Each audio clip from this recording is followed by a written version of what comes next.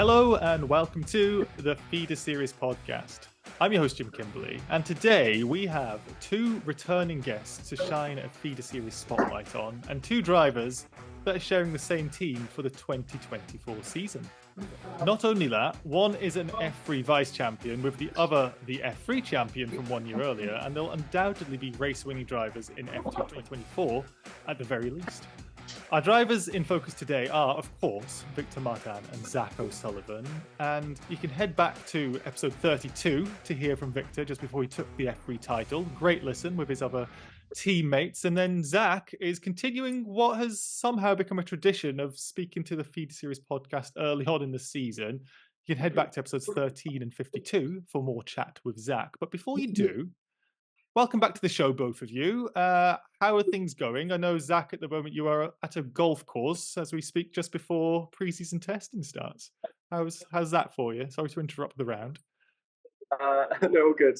I was saying earlier, we had a short media day, so I made the most of it and got to the golf course in the afternoon. But no, it was nice relaxing winter to switch off a bit. But yeah, ready to go again in Bahrain. And Victor, when did you arrive in Bahrain? I know Zak got in quite late or quite early, depending on how you look at it. Quite the same. Also, I arrived around 3 a.m. Last night, so quite early in the morning actually. But no, I will say quite busy also in the winter. I tried to for sure rest a bit from the last season because it was quite intense, and but I tried also to keep myself active, doing some work with my brothers and some things about racing, karting, and the team we have. But of course, it's always good to also rest, get back the shape physically also before the season. I went on a few training camps with the academy myself and with my physio. So no, we are very ready for it. And I just actually finished the paddle session also. So yeah, that was a perfect timing. Zak, before we started recording, do you remember what I said about paddle? About paddle. About paddle, yeah. You said every racing driver is playing paddle. Victor, could you let me know what's going on? Why is everybody all of a sudden doing paddle? It seems to be the only sport that everyone seems to do in their spare time in the motorsport. I don't know. You share a moment with drivers, with people you like from the track, with your engineer, with mechanics. It's, I think, kind of the sport where you can have not as much people as possible on the same, I would say, game. Mm-hmm. But for sure, it's also the moment where you can spend time with your team also a bit, because most of the drivers are not coming from the team country, so you kind of need to travel. You don't have the time sometime, and I would say that we all arrive 1 day earlier on the racetrack, so we have some time to train, to rest. So we kind of plan a game all together. I was actually playing, and there was Ollie, Beerman, and Crawford who was playing on the paddle. How you say? Court, I guess, tennis court. Paddle course next to us. So, and Zak, meanwhile, goes to the golf course for a very different sort of relaxation. Yes. Don't fancy paddle? Much more relaxing golf. Yeah. JM Correa actually was playing golf as well. I saw him on a golf cart driving around. So I think golf and paddle are the motorsport kind of equivalents. I don't know, of normal sports. And how was your round? Am I interrupting the middle of it, or have you finished now? No, I just finished. We did 9 holes. It was good. I ended up losing by 1 in the end, so I'm really pissed off and angry, annoyed. But yeah. That's a good way to start the season. Victor, did you get off to a winning start with your paddle? Or I won. Oh, I mean, already the dominance is going one way in the ART. Well, congratulations. Now, I want to stick with you for a second, Victor, because you both are ART this year, of course, and you've obviously done very well there for you. How do you think? Well, how do you think the team has progressed the last little while? And How do you think Zach's going to find it coming into the new team this year? For sure, I think we made a big step. I think they also made a big step from the team perspective. I think the year we saw and we all have seen last year was really strong from both Theo and myself, but also the team. Every time we're going on the track, actually, I was fully confident that the car was going to be super fast, and I was going to be able to show my full potential, to go for pole position, to fight for wins. And yeah, this confidence is really, really important. I will say I didn't know the F2 team before last year, so I don't know how much progress they have made from one season to another. But for sure, throughout the season, we have been really strong also with Theo in our relationship, how to work together, what is the step to do between tracks, between segments, and yeah, actually also our preference as drivers from Theo to myself. There can be some difference also. So I think the team understood it quite well also. And no, going into this year, I know ART will be super strong. I know it is the right team to be with. Zach did the right choice. I hope at least it will be a strong season again, and for sure he will adapt quickly to the team. I think I mean we already did three days together. The relationship is good. I think he has seen he's quick also. I like because he's quick on the first few push, so at least we can have some good feedback, some good feeling, and again I would say it's. I'm welcoming him to have success together, and after it will be his job to do a good year. Yeah, I'm sure you both will actually, and yeah, it's kind of going into Victor's team in some ways, Zach, but equally you've got this experience going Kramer, Carl, and ART. You're really hitting the big hitters in the feeder series world. Are you finding that's been different approaches from all these different teams that is benefiting you? There's always slight differences. I think there are always positive differences. Obviously, every team in some ways represents their nationality as well. So jumping from a British to an Italian team is a very big difference. Um, I would say going to a French team now is a bit more similar to a British team in the way they operate, some of the mannerisms, and yeah, I mean the transition has been quite fluid. I think there's been no real sticking points. Of course, we get to see how it all translates on track, but no, so far so good.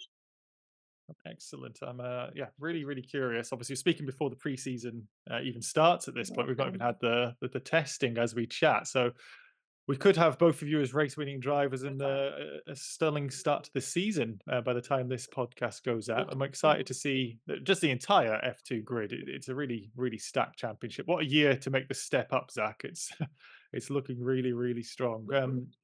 But I mean, I could chat to you guys all day, and I know both of you are very busy, especially with just landing in the last 24 hours. So I'll say that's enough idle chit chat. And as long-time viewers and listeners know, the Feeder Series podcast isn't for me, it's for our audience. So we're going to turn to the audience questions. But just before we get there, we've had plenty of amazing guests on the show, such as Victor and Zach, and we've got many more lined up. If you like what we do, make sure you subscribe on YouTube or your podcast player, drop us a like, and leave your thoughts on the show. And let us know any other guests you'd like to see in the comments. And for those of you already following us, thank you so much. We've had over 250,000 listeners and views across YouTube and normal Spotify and whatnot. We genuinely appreciate all of your support. Right, so I've kind of grouped some of these questions together, and I'm afraid, Zach, I'm going to have to start with you because we've had Mercedes63 on Twitter, So Weirdo F1, and Jocher on Discord asking similar questions. First up from Mercedes, Zach, have you considered getting a buzz cut to become more aerodynamic? Easy for me to say. You currently have a lot of hair. So Weirdo F1, when's a haircut, Zach? And Jocher to Zach, when will you get a haircut? Your hair seems to be a big topic of conversation. Massive. I actually had a haircut 2 days ago, prior to the media days of F2, so it is somewhat shorter. But I agree, at some point in the winter it's very long. And in regards to the buzz cuts, it's great in theory, but I think with a helmet on, it doesn't make great of a difference. You say that, but did you see how Mr. Jack Doohan did after he's getting his short hair? He did okay. It's true, but he goes back and forth, buzz cut, long hair, buzz cut. Okay, well, buzz cut maybe one day. Victor, did you get a nice little haircut before the media day? I actually couldn't. No, I had no time to do it, but it's going pretty good. I would say. I want to go, but it's not it's not a nightmare. You know, like I'm getting some day, but it's okay. Okay, well, I'm hopeful when I see the actual graphics on the show starting, the F2 show starting. You're not looking too crazy with your hair, Victor, but no, you're looking very presentable at the moment, both of you. And the next three were kind of grouped together. I put were, I guess, the Anglo-French rivalry, friendship, and like you say, Zach, probably a lot more similarities than both of our nations care to admit, because we are very similar. And I've got this one from Vic. Oh, excuse me, because I don't have the name. I don't know the username. Vicky Valecki, I think it is. Zach, what is the most French thing you've learned from Victor so far? And then on the other side, Victor, what is the most British thing that you've learned from Zach so far? Zach, do you want to take us away? From Victor, it's hard to say what I've learned. I have picked up French snacks far better than English snacks. Any examples? These brioche called pesquier, pain and I drive back and forth to the workshop, and I always pick them up in a service station on the way. But yeah, I'm slowly learning French mannerisms, and actually the sense of humor is quite similar in English to French, more so than we like to admit. What was it? I didn't understand. When you go back, I collect pain au lait. Pain au lait? Pain au lait? Yeah. I really like them. So I have like 4 in my car every time I go back. Picture of health, Zach. On my side, I don't know. Like, because honestly, every time I saw Zach was in France, so nothing about the country, and we didn't actually spend so much time together except the 3 days of testing. I have nothing in mind for now. No cups of tea or fish and chips or any of the usual? No, not yet. Correct. Probably there will be, but not yet. Zach, you're gonna have to invite Victor over and make sure you take him for a Sunday roast or something. No, when he's next in the we did an activity together at the workshop with the engineers. No, it was just trying to survive, because we were all French, and in the moment we were like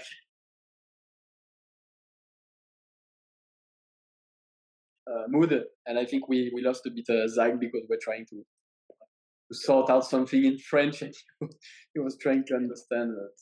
That's quite funny. Well, there is a question here from a brilliant username, by the way. I lot of hope, like as in a lot of hope. Has Zach ever felt has Zach ever felt left out for not being French? I know it's early days, Zach, but yes. is the language barrier maybe a problem? No, I don't think so. I think the escape room Victor is talking about, I can understand, because we're about to lose and then you go into French. But no, I mean, ART, they don't always have French drivers. Obviously, last year, Victor and Theo were both French-speaking, but in the past, they've had English-speaking drivers. Of course, everyone is fluent in English, and we do all our debriefs. We're encouraged to speak in English, so I never really feel left out. Being an Italian team last year as well, I'm used to working with a different language at heart, but yeah, also it's my duty as well to embrace the culture, to learn as much French as I can, because I can't just be sat there refusing to speak French or refusing to understand. And then the other one from Formula Vips. Zach, has Victor taught you any French?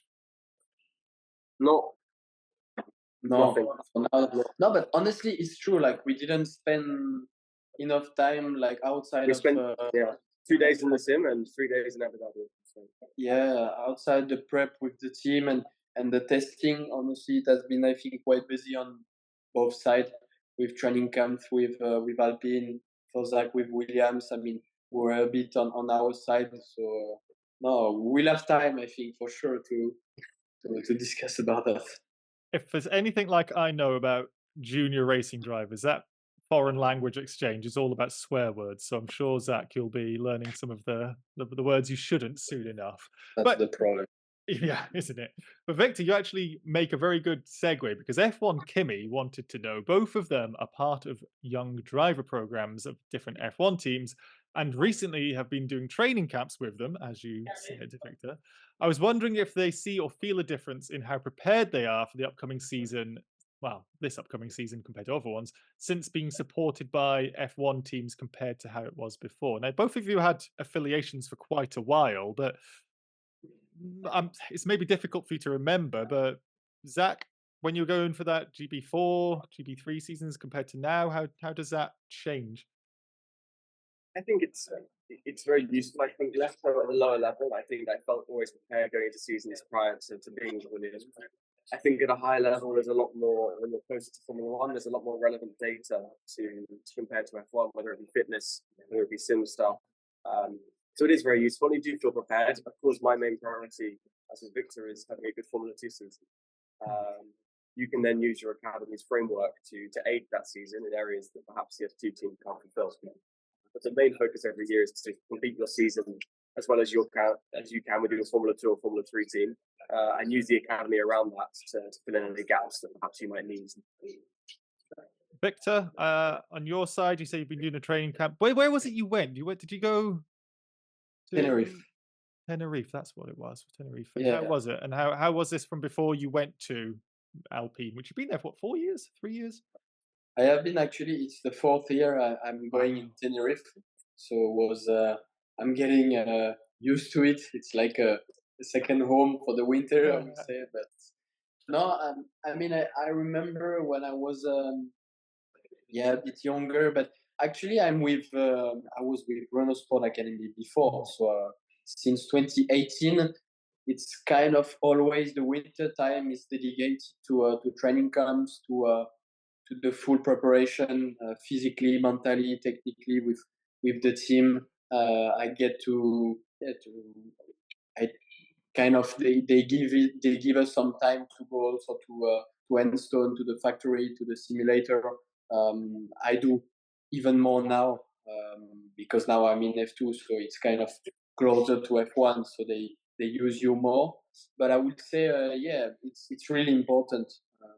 I like this part of the season because it's the moment where you just dedicate the full preparation for the season. You are like fully focused for it. You think about your goals and nothing else. There is like no rest time. You did it before in December, and it's like in January. It's a full send to be fully prepared for the season. And Alpine has always given me the full package to be fully ready for the first round.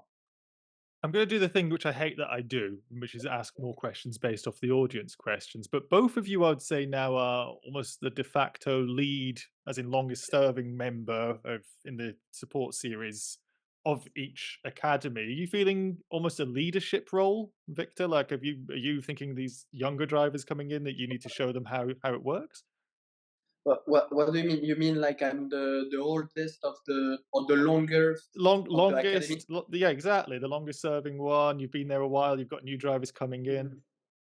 It's quite weird to think like that because I still remember when I was entering the academy and there was Antoine Hubert, there was Jacket Ken at that time. There were many of them, like Lundgaard also was already in F2 when I was still in Formula Renault. And yeah, actually I wasn't. I was thinking and I was hoping I was going to get that place. I would say to be the kind of first one on the list of the academy, based on the category I am in. I'm not. I don't want to people to get wrong from what I'm saying, but for sure it's a good feeling. You know, when you are in F2, you are there is Kush also who joined the academy, so we'll be two in F2. But it's quite nice. You give advice, you give experience to the young ones, and it will remind you what you went through when you were at that time were there. Same follow up for you, I guess, as well, then, Zach, because the Williams Academy has gone from when you were there. I say this very gingerly because you were also a part of it, but it wasn't necessarily full of the same talent it's full of now, in which case you've got about, I think, 8 drivers when I counted, all in different categories, all like karting, Indy Next, F3, Frecker now with Giusti. Are you thinking like you are now the lead driver in some ways, aside from Jamie? I don't know. I mean, Franco's also an F2, so I think But we Franco's share. relatively recent, is my point. Yeah, I think so. But I mean, we both share duties. He does a good job. So I guess in a sense, yes. But yeah, I suppose I just focus on my job and performing as well as I can to impress them and meet the expectations they set, because that's my main priority. I think everyone in motorsport is relatively self interested. So for me, my goal is to do as best as I can in Formula 2 and focus on what I can control and what I can do to understand, essentially. Very, very good PR they've got at Williams, Zach. I have to say, with answers like that, that's good. That's good. A question, which I'm also going to add something to you after, Zach, but this one's for Victor, two actually for Victor. Oscar Alpha 88 on, I say Twitter, X, sorry, X. I'm very, very, still can't say it. Hello, Victor. What's your opinion on Hamilton going to Ferrari, and could it have a positive impact on your hopes of moving up to Alpine? And Sabocci also says, Victor, do you expect to be in contention for an Alpine seat in 2025? The two kind of connect because of the driver market shakeup this has created. I will say it's still hard to say things about that, because in the end I still have a long season ahead, which we didn't start yet. It's still only testing in a few days. So I will say it will be based on my Formula 2 season. Of course, if I do what I need to do, which is winning races, being in the title fight until the end of the season, for sure, I hope I will get a chance to enter F1, and I want to do it with Alpine because they have helping me since 2018 now. So quite a long time ago, they have always supported my project in motorsports and always followed me at the best in the best way possible. And in the end, for Hamilton, I don't know. I would say personally, I like it because he goes to a different team, new challenge for him.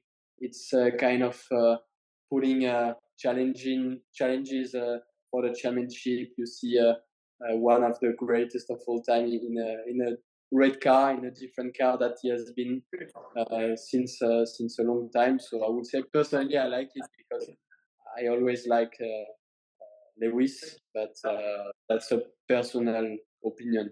And then if it will open the market, for sure.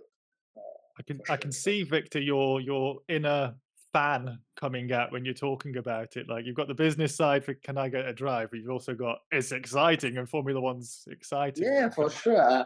I like because I have been always following Hamilton, and yeah, it's kind of my favorite driver that I follow with Leclerc, with Gasly, and these three. But I will say, yeah, seeing him going to a different team is quite nice, and you can see that he has a new challenge, and I think for the sport it will be a good show also. So yeah, I'm looking as forward to it. I said, that's my personal a little fan of Hamilton saying that. But on my side, I know that if I want a chance, it will be based on performances and results that I will do this year for sure.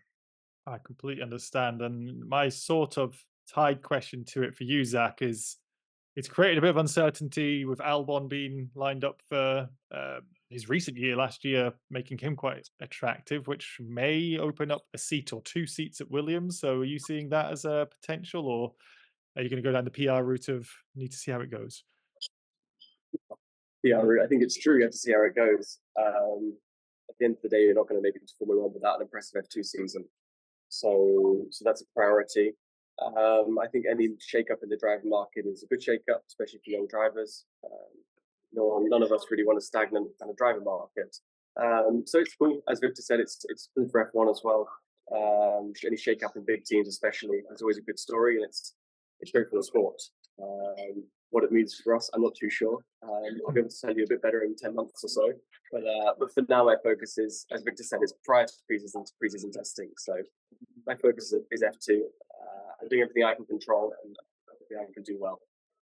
Well, I don't know what I don't know, you obviously can't control that, so I don't know how that's going to work, but I know what you could control, and this is from Luke Stone 92, who wanted to say, Zach, how did you end up getting on your A levels? They spoke to you at Donington Park just after you passed your driving test, and you said you were finding the physics A level particularly challenging. Anything you can share with us? How did I fare? Well, it was a bit tricky because I had Monaco and Barcelona across my exams last year. So in the end, I didn't do the exams, but I got a written approval that I'd done my mocks and predicted. So I got an A, a B, and a B. You can guess that physics was a B. But no, it went okay. It was a tough year, I think, for everyone. I think everyone's grades dropped a bit from their predicted, so I'm quite happy I didn't actually have to do the exams in the end. But yeah, I thought I've always wanted to try and push my education first for racing as much as I could. Some sort of backbone to it, and also, I mean, physics-wise, I think it's very important for racing, getting a good understanding of the mechanical platform of the car and just general kind of baseline understanding of it all, was quite important to me. Going to A level, kind of level of it was a bit tricky, but no, but I still enjoyed it. It was an extra challenge. Well, you maybe will help with your adaptation to the new car. Shades King has asked, have you guys noticed any fundamental differences with the new Dallara chassis? I'm going to ask you this first, Victor, because you've got more familiarity with the old F2 car. Seems weird to call it old when you haven't raced it at this point, but how have you found, I know you've not spent a lot of time, but how have you found adjusting to the new car with the shakedown and the limited time you have had so far?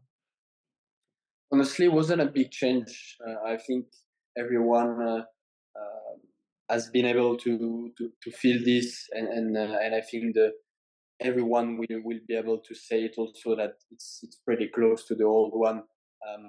I think why, because the tires are the same. So in the end, the contact patch with the track itself is the same. We have the same compound, the same tire, the same size of the tire, the same clutch, the same brakes, and like I would say 70% of the tools we kind of use, we have the same than the old one. So in the end, the chassis, I think Dallara wanted to do a new one, but I think in their mind was not to do like a day and night, because in the end you make the team a hard life, and I would say we don't have the same also like budget as F1, so we cannot go as quick as them to develop, to understand a car with only 3 days of testing. So driving the car in Barcelona was pretty close. The feeling was good, and in the end, when we put the car on the track, we confirmed that it was not changing so much. Then there is a few things that you will need to adapt in terms of driving, but that's more, I will say, in the moment what you feel and with the car balance. But in the end, no, there is no fundamental changes, but mainly because of the tires, honestly. Fascinating. Honestly, I love hearing the technical insights. I would ask the physicist over here, but the aero, you just use it. I would say it's quite simple as that. You just go faster in the corner, you adapt to it, you analyze the data, the numbers that you have, and you put the right one, what you think the good compromise in the end. I'm looking forward to seeing it in person because I like super formula cars. They look amazing, and it looks quite similar to it with that aggressive rear wing. So I'm quite looking forward to seeing what it looks like. Yeah, there's I saw some controversy. Say again, Victor. You get used to it. I think it's a bit like the Halo. When we first saw it, we were like, not that nice. But in the end, when you just look at this every time and nothing else, you I don't know, your eyes get used to this shape, and in the end, you familiarize with the wing. Absolutely, I totally agree. I was going to ask you the same question, Zach, but I think this one's probably more pertinent and about driving different type of car. What was it like driving in the Abu Dhabi FP1 session? How did the Williams car compare to your previous BRDC Prize F1 test, which was the years before? Was it Aston Martin 2021 or 2022 version? I was 16 or 17. I don't know. It was 2022. Yes. So no, I mean to compare is quite tricky to be honest because it's a different generation of cars. Mm. How So, about the day then? Let's talk about your day going into it. That's gonna be more. yeah, I mean, actually, at the end of the day, the first test I had in the Aston was the first test, and that was it really. Yeah, it blew me out of the water. It was a complete shock. For anything I could have imagined really. But that's F1. That sums up F1.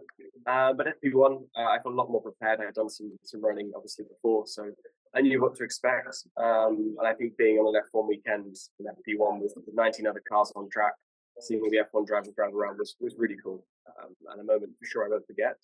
And yeah, I think from my side, obviously I'm very grateful to Williams for giving me that shot because jumping from F3 to F1 is not an easy task, and they had the confidence that I'd be able to do it, and that there wasn't a risk for them. So yeah, I really enjoyed my time. The test as well afterwards. Can I ask, do you feel more nervous knowing it's televised live rather than like the Aston Martin one, which is kind of done behind closed doors in a way? Like, is that something that you're aware of? Like, don't bin it because everyone's going to see. Yes and no. I mean, as a driver stepping in for FP1, there's no pressure whatsoever. The team will normally give you a set of objectives to cover. In our case, we were running some slightly different configurations on the car they wanted to try. Having the rookie driver in the car gives you an opportunity to do that for free almost. So for me, it was just ticking off those boxes. Obviously, any racing driver pushes the limit, so I was pushing to what I thought was the right amount. But yeah, there's no pressure, and it was a really cool experience in which to drive an F1 car on the full weekend.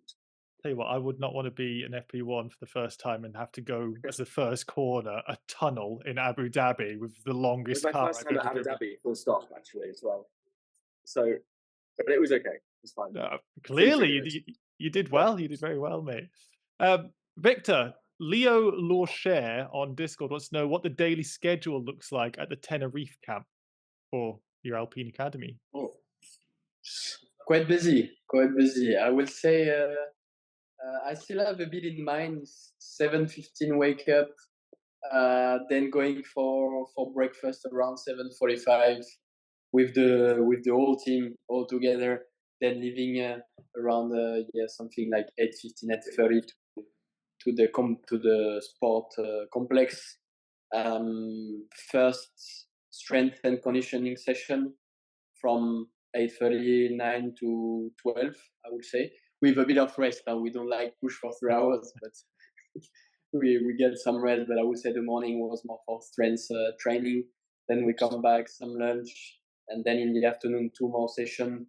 A bit more like the first one will be like a cardio session, so a track session or a swimming pool or something else for cardio. And then the last one will be more like an activity like tennis, paddle, or volleyball, or something like collectively, just to not to actually enjoy training while training, but enjoy to not because in the end when you do 3 sessions a day, you get tired, so you need to at some point have some fun because otherwise you kill yourself. But yeah, that's kind of the day, I would say. Then we come back, a bit of sun because Tenerife is good weather.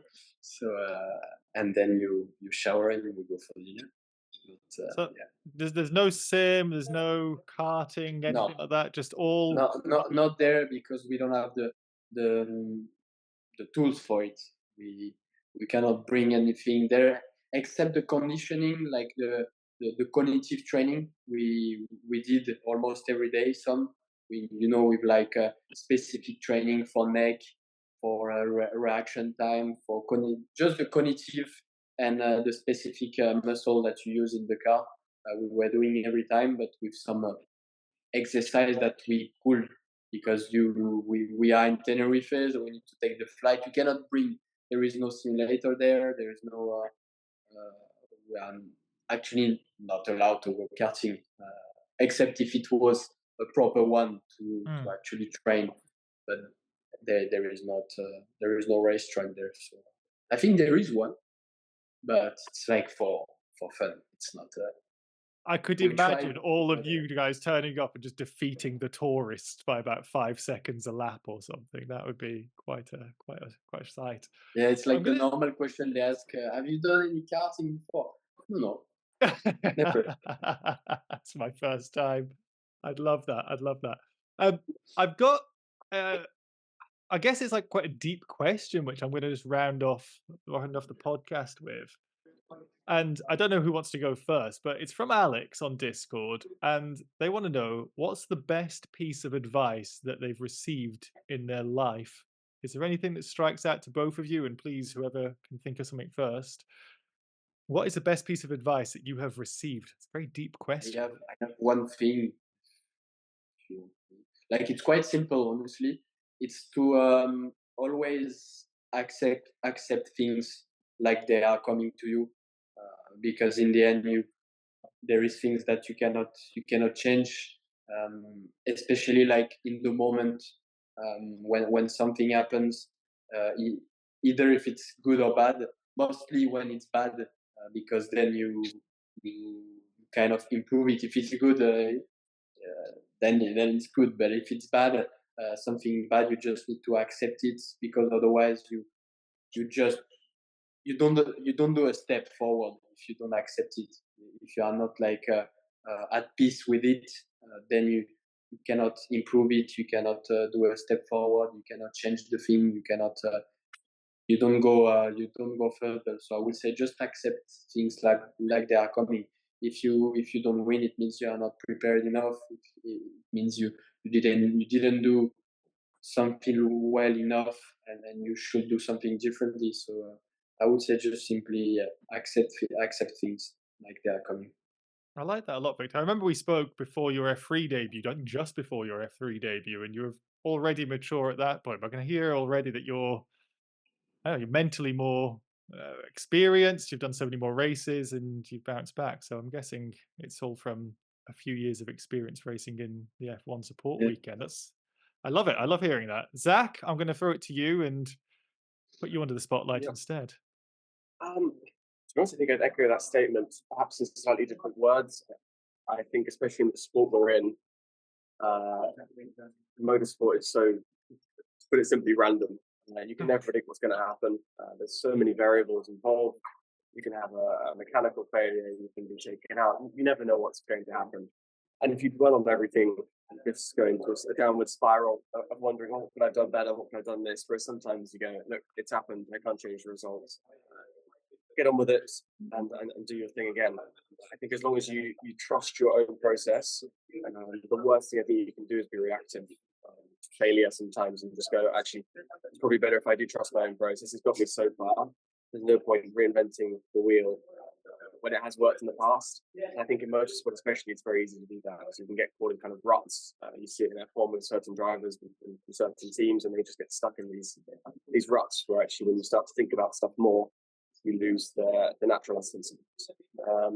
So I think it's along the similar lines to what Victor said. I think moving on from the stuff you can't control and just accepting sometimes things don't work, sometimes they do work, and kind of go with it for a year. Because in every year you have bad days, you have good days. You can't really do too much to change those. I've always said it sounds something similar as well, that no matter how many rainy days there are, there's always sunny days at some point. So you just have to weather those bad days. It sounds somewhat similar. So I like that. I like that. And the final thing, which is not a question, but it's just a request, I think, from Clara to both of you. And I don't know why it's to both of you, because Zak, I don't think you'll be guilty of this so far, but they've wanted a request to stop doing radio messages in French. I'm guessing they can't understand some of the messages, Victor. But does that mean anything to you? Because I've always heard you speak English on the radio. What do you mean? I think I understood, but can you? Yeah, they've requested to stop doing team radio in French, but I think you always do it in English. They requested, but who requested? Yeah, a person on our Discord, just a fan of the sport, but I think it's because they don't understand what you're saying. But do you speak French on the radio? I thought it was always English. No, I do. I do speak French. I do speak French unless I need to say something to FIA. So that's the Say insider something for info. them If to it's, understand. if it's French, it's for the team. If it's English, it's because you're trying to complain about another driver. Or something. No, not only driver, because sometimes there are things that are coming from anyone. But I will say no. I used to speak French because, but last year was quite easy. We were all French, so we were speaking French in the radio. But this year, as Zach said, I mean, I think I will still, if I'm able to speak French with my engineer, because I get quite it's not easier, but I will say it's more natural. Like when I want to, for my engineer to understand something, I use the natural word from French, and he understands directly. And I used to, in 2022, to change to English during the season, and I don't know. I felt I was not. I was natural, but it was not coming like like this. So I was sometimes saying something to my engineer, but I had to think a bit about it, and it wasn't anymore enough in the moment. So I will say I will try to keep it in French, and when it's with Zach, for sure we'll do it in English, because that's normal. And in the end, it's training me also. Even though I don't have any problem to speak English about motorsport, but I still get easier to speak French. But I What's didn't really do it. What's really going to impress me is when Zach starts speaking French on the radio. That's your challenge for the year, Mr. O'Sullivan. Just to annoy this Discord user, I'll do it. That's perfect. You know how it works. You know how it works. I'm going to say thank you to both of you for joining. I know you guys have got a busy few days ahead of you. And by the time this podcast's gone out, we'll see how you guys are doing. But I'm guessing you're going to fare pretty well with ART and your raw talent for both of you. So best of luck for the season, both of you. I'm really excited to see how you go. So thank you also to everybody for watching and listening. If you are watching on YouTube, dropping a like on the video, leaving a comment and subscribing to the channel all really helps us out. And if you are listening, leaving a review on the podcast platform you're listening on is greatly appreciated. Finally, check out feederseries.net for more Feeder Series insight, and follow Feeder_Series and FS Americas on X, not Twitter, X, and Feeder Series Net on Instagram. You can find the links to all of those, plus where you find everyone else on this episode, including myself, in the YouTube description or the podcast show notes. Until next time, we've been the Feeder Series Podcast. Goodbye.